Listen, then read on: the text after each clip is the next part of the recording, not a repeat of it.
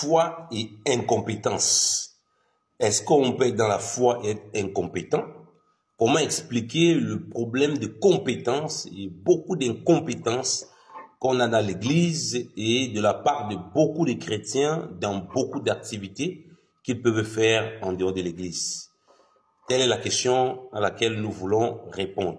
Salut à vous, bien-aimés dans le Seigneur. Nous vous bénissons de la part de Dieu notre Père, par Jésus-Christ, le seul Seigneur, le seul Sauveur, celui qui est, qui était et qui revient bientôt. C'est votre humble serviteur, enseignant de la parole de Dieu, l'esclave de Jésus-Christ, Yannick Stéphane, pasteur pour certains, prophète, missionnaire, docteur, évangéliste, peu importe, toutes les casquettes que les uns les autres me donnent par la grâce de Dieu, soyez abondamment bénis. Nous voulons répondre à cette question, parce que c'est une question pertinente. Alors, déjà au préalable, nous voulons rassurer tous ceux qui nous écoutent, donc tous les chrétiens. Dieu a donné les hommes, a donné autant pour moi les talents à tous les hommes. Il n'y a pas un homme qui est venu au monde sans talent. Même l'homme qui paraît être le plus idiot, le plus bête. Donc tous les hommes ont une certaine compétence dans un domaine bien précis, dans quelque chose de bien précis. Vous voyez? Donc on sert Dieu avec deux types de dons. On est dans le monde, on a deux types de dons qu'on sert. Les dons spirituels pour ceux qui sont spirituels et les dons naturels pour ceux qui sont naturels. Et celui qui est spirituel, étant un humain, il a donc les deux, les dons naturels et les dons spirituels.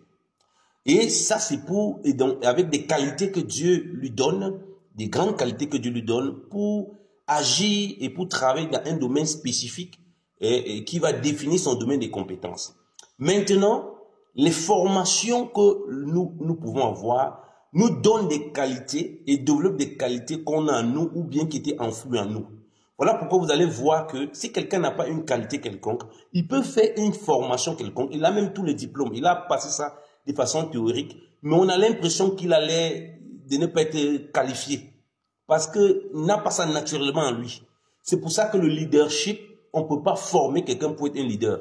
S'il n'a pas ce don déjà au niveau naturel en lui, même s'il a n'importe quel diplôme de leadership, il sera un cancre.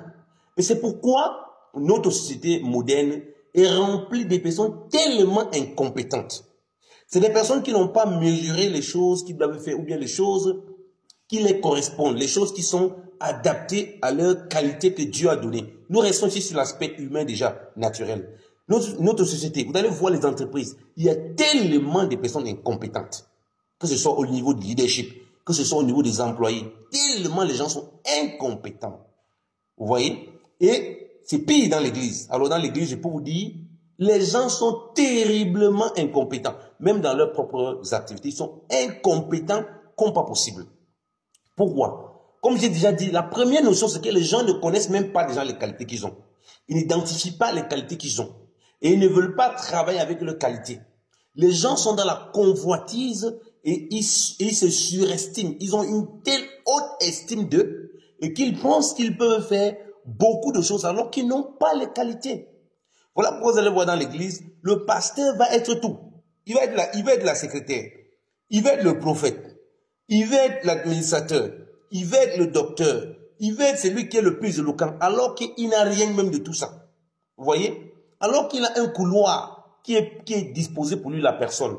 Vous voyez? C'est pour ça que les gens manifestent beaucoup d'incompétence dans l'église. Parce que les gens ont une tellement haute estime d'eux. Et à cause de cette haute estime qu'on voit dans le monde, qui est déjà un problème dans nos entreprises et dans notre monde, qui fait en sorte que les gens ont des postes par copinage et qui les mettent dans les endroits et on voit l'incompétence notoire se manifester, malgré qu'il y en a qui travaillent quand même pour pousser la société haut, mais la société est ralentie et retournée en arrière à cause des incompétents. Donc dans l'église, c'est pareil. Donc les gens ont une haute estime de soi. C'est ça le premier problème. Lisons le Romains chapitre 12. L'Écriture nous dit ici, à partir du verset 3. Or, par la grâce qui m'est donnée, je dis à chacun d'entre vous que nul ne présume d'être plus sage qu'il ne faut, mais que chacun pense modestement de soi-même, selon que Dieu a départi à chacun la mesure de foi, la mesure de la foi. Vous voyez? Que chacun doit penser modestement de lui. Que personne ne présume qu'il est au-delà de ce qu'il peut imaginer. Le au-delà, c'est quoi? C'est au-delà des capacités que Dieu lui a données. Dieu nous a tous donné une mesure de foi. On a tous la foi qui est en commun. La Bible dit qu'il y a une seule foi. Mais on n'a pas tous la même mesure de foi. La mesure de foi que nous avons sont liées aux qualités que Dieu nous donne, à l'appel que Dieu nous a donné, au projet que Dieu veut réaliser avec nous. Vous voyez? Donc on ne peut pas faire les choses par imitation. On ne peut pas faire les choses par convoitise. Et c'est ça le gros problème d'incompétence que vous voyez de beaucoup de chrétiens qui, quand ils vous parlent de la foi, vous avez l'impression qu'ils sont connectés avec Dieu, ils vous parlent des Écritures. Mais quand vous voyez vous-même votre propre vie déjà, dans leur domaine professionnel ou bien dans les activités que vous faites avec eux, vous êtes choqués de voir que celui qui parle de la foi, il a de marcher avec Dieu, il a de marcher main dans la main avec Dieu. Mais il est d'une incompétence notoire. Et il est très orgueilleux parce que quand vous voulez le reprendre ou bien le corriger dans quelque chose qui fait mal, il se braque. Vous voyez? Donc les incompétents comme ça, ils s'enferment et c'est ça qui fait en sorte que ça donne une mauvaise image de l'évangile. Et en plus, quand on vient encore dans l'église, on voit ces désordres qu'il y a, où n'importe qui, n'importe où, et les gens sont là, ils ne savent pas ce qu'ils font, ils ne savent même pas à quoi ça sert telle ou telle chose et comment le faire, et ils font n'importe quoi. Si nous lisons la suite de ce texte, on va voir que Paul va expliquer les dons que Dieu a donné les dons aux hommes. À chacun il a donné des zones, comme nous sommes plusieurs corps. Et c'était ça le problème. Les Romains qui ont une culture grecque, la culture romaine c'est une culture de la sagesse, on recherche la connaissance et tout ça. Donc les gens, l'amour, la soif de connaître, la soif d'être, vous voyez, noble à hauteur, d'être grand, d'être puissant. Et du coup, ils avaient cette mentalité. Et c'est ce qu'on trouve malheureusement dans les églises aujourd'hui. Dieu peut t'utiliser pour commencer une assemblée. Mais ça ne veut pas dire que tu as la capacité de présider, de diriger. Vous voyez? Toi, Dieu t'a mis la grâce que toi, facilement, les gens viennent autour de toi. Mais tu n'as pas forcément le don et les capacités de pouvoir les diriger, les encadrer autour de toi. Mais qu'est-ce que les gens font? Ils se déclarent pasteur. Alors qu'il n'a pas le don de pouvoir diriger. Pourtant, Dieu a peut-être déposé quelque chose d'évangéliste en lui, spirituellement, pour ramener là où il y a des gens qui vont encadrer. Vous voyez la confusion que les gens y font. Vous voyez? Quelqu'un est là. Tu ne sais pas chanter. Tu es médiocre. Moi, je ne sais pas chanter. Mais toi, tu vas à tout prix démontrer aux musiciens, ceux qui sont aiguisés, que Dieu a donné la capacité, une belle voix. Dieu a aussi donné une belle voix pour ça. Sur le plan naturel même, il a une belle voix. Quand il chante, on sent que sa voix porte, sa voix adoucit, sa voix apaise. Toi, avec ta mauvaise voix, tu veux venir gâter ce que les autres y font. Alors que toi, tu n'as pas les qualités pour ça. Pourquoi? Vous voyez les gens qui veulent être au secrétariat ou bien qui vont avoir des responsabilités, c'est là. Ils n'ont aucune compétence. Ils ne connaissent ni leur pied gauche ni leur pied droit. Ni leur main gauche ni leur main droite. Mais ils veulent être là parce que c'est leur affaire. Ils veulent faire. Et voilà comment ils manifestent une incompétence notoire. Les gens qui veulent prêcher, même le français, même il y a la Bible en français, ça le dépasse. Mais il veut prêcher aux gens. Mais il veut enseigner les gens. Tu ne connais même pas, même déjà lire. C'est un langage spirituel que tu dois communiquer aux gens. On est d'accord. Mais si tu ne sais même pas lire, tu ne sais même pas parler, comment est-ce que tu vas parler aux autres, bien-aimés dans le Seigneur? Ce n'est pas en allant t'inscrire dans une école, on va t'apprendre à parler, à connaître les versets. Non. Si tu n'as pas le don, il y a naturellement les gens qui ont le don pour parler, qui ont la grâce qu'ils sont devant la foule, hop, la foule est captivée. Parce que cette grâce que Dieu a déposée en eux, il y a naturellement les gens que Dieu a déposé en eux le leadership. Voilà pourquoi ils doivent le servir dans ça. Mais dans l'église, c'est la confusion totale. L'incompétence notoire. Les gens veulent être à des endroits où Dieu ne les a pas appelés. Donc, ce qui accroît ce problème d'incompétence, c'est que les gens ne sont pas où ils sont.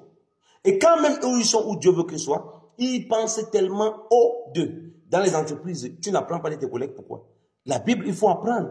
Lorsque Apollos a parlé, la Bible qui parlait exactement des choses de Dieu. Mais Priscille et Aquilas l'ont pris à côté, ils lui ont montré plus exactement, il avait besoin du plus exact. Tu vois? Vous voyez? Donc il s'est formé. Les apôtres parlaient hébreu, mais pour parler avec les païens, ils ont dû apprendre le grec. Donc ils ont dû se former. Former, c'est pas mauvais. Dans l'église, dans les serviteurs de Dieu, des gens qui disent que Dieu les a appelés, ils n'ont qu'une formation. Ils sont piètres dans la gestion des choses. Et ils gèrent ça comme si c'était une usine, comme si c'était leur chambre. Oui, comme si c'était vraiment de façon archaïque. Voilà pourquoi on a l'impression que l'église est totalement désordonnée, bien évidemment. Donc, il faut bien comprendre ce problème Nous continuons donc sur la question de la foi et de l'incompétence. Comme nous l'avons dit, beaucoup dans l'Église, c'est la partie 2 pour achever cela, beaucoup ont des responsabilités, mais ils ne sont en rien responsables de ce qu'ils font. Ils ne savent même pas ce qu'il faut faire, parce qu'ils n'ont pas les qualités, ils n'ont pas les compétences pour le faire. La foi marche avec les compétences si et seulement si, comme je dis premièrement, on n'a pas une haute estime de soi. On sait se regarder modestement, comme Romains chapitre 12, verset 3 nous le dit. On reconnaît la mesure de foi qu'on a, ça c'est le 2, et en plus, on fait ce que Dieu nous demande de faire. On ne fait pas plus, on ne fait pas au-delà de ce que Dieu nous demande de faire. On sait identifier nos qualités et nos faiblesses. Jésus-Christ va le dire aux disciples, dans Luc chapitre 14, qui est-ce qui veut construire une maison, qui n'examine si la maison qu'il essaie de construire là, il a les moyens de finir cette maison. De peur que, ayant commencé cette maison, qu'il ne finisse cette maison, et que les gens viennent, ils se moquent de lui, ils disent, celui-ci a commencé une maison, mais il ne parvient pas à l'achever.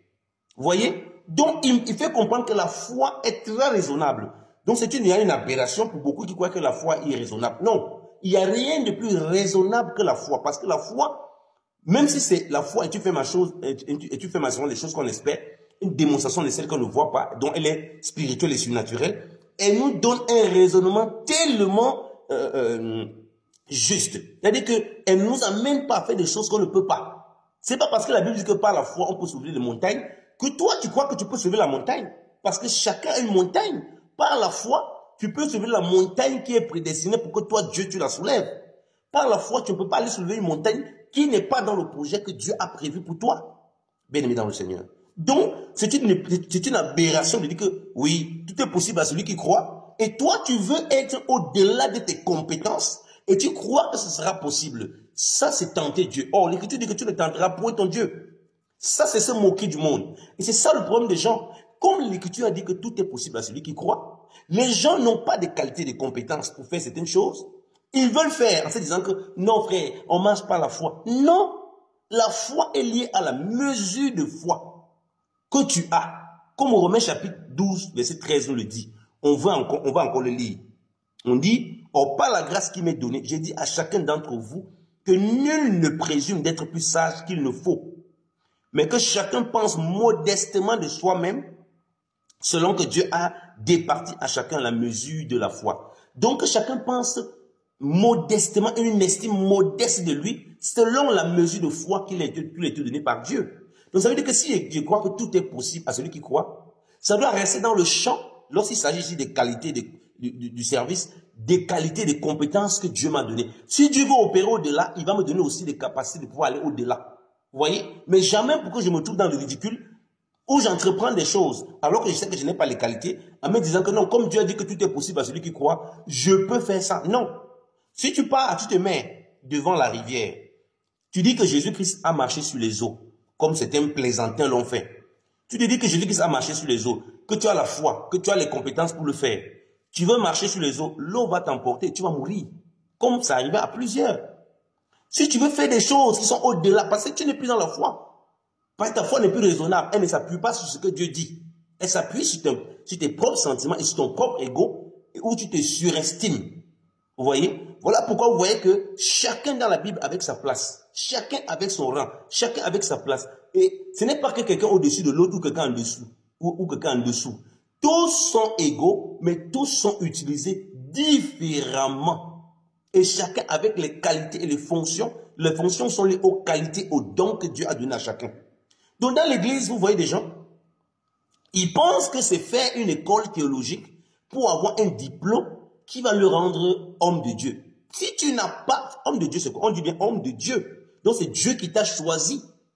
Si Dieu n'a pas choisi Moïse, peu importe l'école qu'il peut faire, ça ne lui servira à rien. L'école que tu peux faire comme école théologique, ça peut t'apporter quelque chose si Dieu déjà t'a choisi comme homme de Dieu pour faire certains types de choses. Parce que même quand Dieu te choisit, il te donne un champ bien précis, avec des directives bien précises. Il y a des gens dans l'église, mais tu vois bien, il n'est pas un rassembleur. Mais pourquoi il veut forcer à être à une position de rassembleur pour se taper la poitrine? Oh, c'est moi qui ai fait ça, c'est moi qui ai rassemblé, c'est moi qui ai venu. Parce que les gens sont dans le moi. Paul dit, Dieu dit par la bouche de Paul, il y a l'un plante, l'autre arrose, et c'est Dieu qui fait croître. Donc chacun a un rôle. Pourquoi les gens veulent que, aujourd'hui, n'importe qui veut enseigner. Tu vois bien que tu n'as pas de dons, tu n'as pas de qualité. Mais parce que tout le monde a la Bible aujourd'hui, tout le monde lit, tout le monde veut enseigner. Dans l'église, et comme je tu le dis, les anciens dans l'église, si vous lisez 1 Timothée chapitre 3, vous lisez même Tite, chapitre 1, on dit que les anciens devaient être capables d'enseigner, mais on n'a pas dit que c'est leur premier rôle. Mais aujourd'hui, toute personne qui enseigne à l'église, c'est-à-dire enseigne si c'est le pasteur local, il veut à tout prix enseigner alors qu'il ne sait pas enseigner. Ou bien, il enseigne, il connaît certaines choses, mais il va aller dans des choses qu'il ne maîtrise pas. Vous voyez les gens dans l'église, on met quelqu'un de trésorier. Le gars ne connaît même pas compter son propre argent dans la maison. Il n'est pas capable de gérer ses propres moyens financiers dans sa propre maison. Mais vous voulez qu'il gère les caisses de l'église. Mais moi, je ne comprends pas. Et du coup, on a des incompétents partout. Et les gens aspirent, on met les gens à des positions par affinité, par convoitise, bien aimé dans le Seigneur. Et c'est ça qui se passe. Et voilà pourquoi vous voyez beaucoup d'incompétences. Quand vous rentrez à l'église, vous avez l'impression que ça ne va pas. Les gens ne prient pas pour demander au Seigneur, celui-ci, quelle est sa place, quel est son rôle, au-delà des qualités qu'il manifeste là, au-delà des choses qu'il manifeste. Comme on sait Dieu avec ses deux dons, même sur le plan naturel, si tu n'es pas à la position que Dieu t'a placée, tu vas faire beaucoup de conneries et beaucoup de bêtises. Parce que tu n'es pas à la position que Dieu t'a placée. Donc, dans l'église, pour résoudre le problème d'incompétence et même dans vos différentes activités, formez-vous. Si vous n'avez pas de capacité dans quelque chose, formez-vous et rassurez-vous que c'est ce que Dieu veut que vous fassiez. Parce que si vous vous formez et que vous n'avez pas les capacités de pouvoir réaliser certaines choses, vous allez encore être un incompétent et vous serez orgueilleux en disant que non, j'ai le diplôme. Comme je dis, voilà pourquoi beaucoup font des diplômes pour avoir ceci, cela, cela. Si tu n'as pas la capacité de pouvoir guider les gens, si quelqu'un n'a pas le don, les qualités de savoir écouter, il peut faire ce qu'il veut, il ne pourra pas écouter les gens, au moins il va s'énerver. Donc quand Dieu fait quelqu'un, un homme de Dieu ou bien une servante, nous tous nous sommes les serviteurs et les servantes, parce qu'on a reçu le Saint-Esprit, quand il veut le mettre quelque part, il lui donne des qualités et des compétences. Voilà pourquoi il faut savoir ce que Dieu attend de lui. Moïse a été aussi incompétent à un moment parce qu'il a voulu faire par ses propres moyens. Vous voyez? Donc c'est très important de comprendre chacun son rôle et sa place. Si on ne comprend pas chacun son rôle et sa place, on vit dans ce désordre, dans cette cacophonie. Tout le monde aujourd'hui fait, tu ne sais plus qui fait quoi. Quand tu es dans l'église, quand tu veux recadrer les gens, tu dis aux gens, sois patient. Tu dis aux gens, voilà ce que Dieu met à cœur qu'il faut faire. Il dit non, non, Dieu ne m'a pas appelé à ça. Moi, je me vois comme un grand homme de Dieu, parce que pour eux, homme de Dieu, serviteur de Dieu, c'est uniquement venir s'asseoir, prêcher dans l'église, avoir les grands postes, venir faire des vidéos, machin, alors qu'ils n'ont aucune capacité. Peut-être Dieu l'a appelé à ça, mais ils n'ont aucune capacité.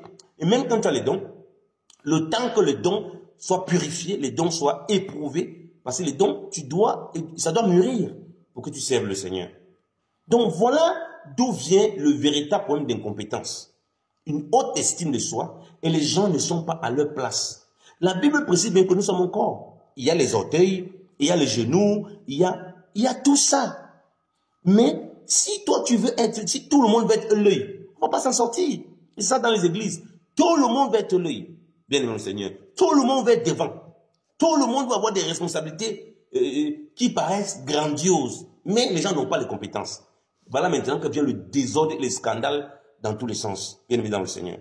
Je suis tout étonné de voir dans les églises comment les gens courent ça et là. Mais quand tu le dis, frère, ma soeur, autant pour moi, tu n'as pas les compétences, il se braque, il s'énerve, il considère que tu l'as insulté. Beaucoup de prédicateurs que vous voyez là, incompétence notoire. Les gens sont là, Dieu ne les a pas appelés à enseigner. Au lieu de pouvoir reconnaître qu'ils ne sont pas appelés à enseigner. Peut-être qu'ils ont des qualités de leader, ils peuvent un peu guider les gens. Mais enseigner, ce n'est pas la chose. Ils partent copier des enseignements des gens à gauche, à droite, pour commencer à enseigner aux autres. Pour répéter, même pas pour enseigner. Ça, c'est quoi ce scandale-là? Mais c'est des tonneaux vides. Vous voyez des gens dans l'église, c'est pareil. Ils ont les gros titres, apôtres, prophètes, docteurs, ils marchent partout, mais c'est un tonneau vide.